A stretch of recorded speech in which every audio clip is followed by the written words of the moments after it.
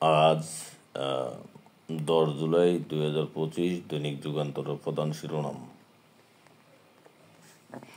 নির্বাচনে অনিয়মকারী কর্মকর্তা পুলিশের সাজা বৃদ্ধির প্রস্তাব, কমিশন সভায় খসড়া উঠছে আজ।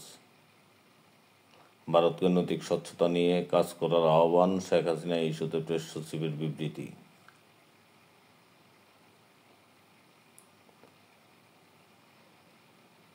জুলাই ঘোষণাপত্রে ইতিবাচক বিএনপি জাতীয় স্থায়ী কমিটির বৈঠক।